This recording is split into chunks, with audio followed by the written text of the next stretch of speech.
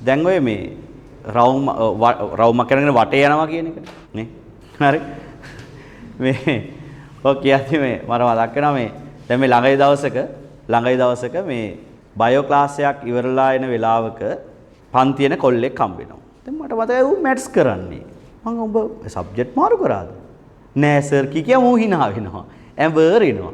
දැන් මට තේරුණා නේද දැන් උත්තර නොදීමේ යන්න විදියකුත් නෑනේ. මේ එයා බයෝනේ සර්. හරි. ඒ කියන්නේ දැන් මේ ආරක්ෂාව සපයනවා. හරි.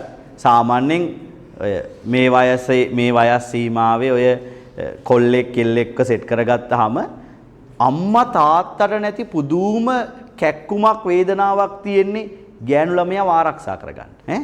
ඒ කියන්නේ ඉච්චර තියෙන ආදරේ. නෑ අන්සතු වෙයි කියන බය බං. තේරුණාද? එහෙනම් මේ එහෙම තමයි කියන්නේ ආරක්ෂාව කියලා. හරි?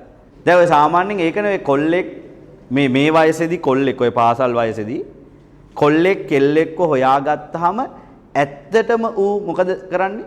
ඇත්තටම ඌ ආදරය කරනවා කියලා කරන්නේ ඌගේ ජීවිතය අතාරින එක. නේ? කරන්නේ බැට්ස් යන්නේ බයෝ ක්ලාස් යන්න ඕන නුවර පාර ගෙවල් තියෙන්නේ හැබැයි මූ නාවල පිටි පාර ගිහලා ගෑන් ළමයා බස් වෙලා තමයි ආයේ ගෙදර යන්නේ නේ ඔයාට රෑ වෙලා බස් නැති වෙයි කියලා ඌ බස් එකේ ගිහිල්ලා බස් වෙලා ඌගේ ගමට යන්න බස් නැහැ ඌ පයින් යනවා හරි හවස තාත්තා මොන හරි කාපන් කියලා හවසට දීපු රුපියල් 100න් ගෑන් ළමයාට චොක්ලට් එකක් කරන් දීලා ඌ බඩගින්න ඉන්නවා ගෑන් ළමයා ආසා කොටන් ට්‍රවුස් අඳින එකට ඌ ආසා ඩෙනිම් අඳින්න ඒත් ඉතින් ගෑන් ළමයා වෙනුවෙන් ඌ අඳිනවා කොටන් ට්‍රවුස්